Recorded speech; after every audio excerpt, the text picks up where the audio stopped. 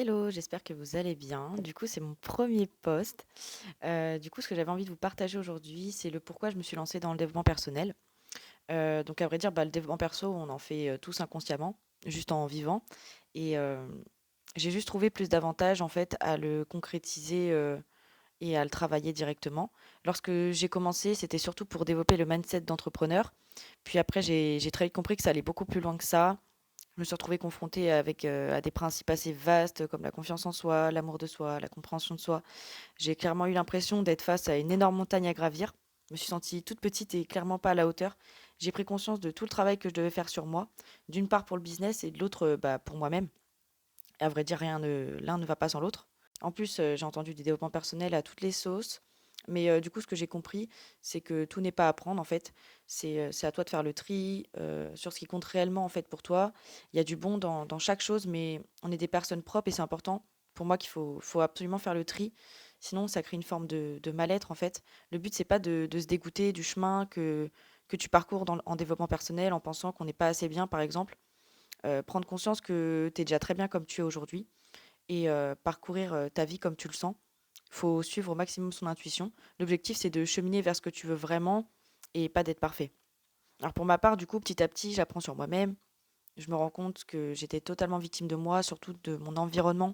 Les émotions hautes et basses rythmaient mon quotidien, même encore aujourd'hui d'ailleurs. Sauf qu'aujourd'hui, j'essaie de porter ma conscience sur le recentrage.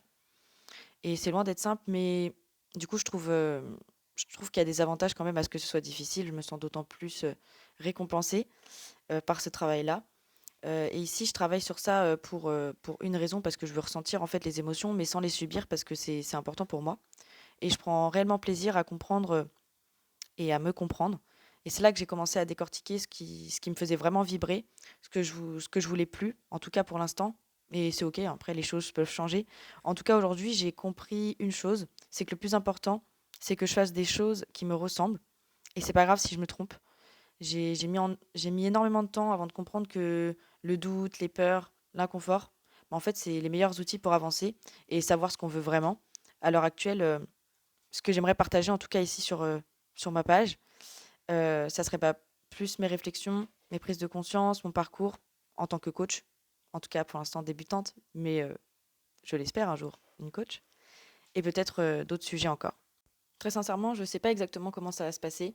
J'avoue que je suis un petit peu dans le flou. Je me lance un petit peu comme ça, parce que je sais qu'il faut que je démarre. En tout cas, c'est très, très challengeant pour moi de commencer. Je sais pas où je vais aller, mais c'est OK. Et je sais que je suis sur le bon chemin. Après, je vais peut-être changer le support ou je sais pas. Mais c'est vrai que de toute façon, il faut bien démarrer quelque part. Donc du coup, je me lance à corps perdu dans quelque chose que j'aime, mais je sais pas exactement comment m'y prendre encore pour l'instant. En tout cas, voilà, j'espère que ça vous a plu. N'hésitez pas à mettre des commentaires, à liker et à me dire votre avis. Et puis, à très bientôt.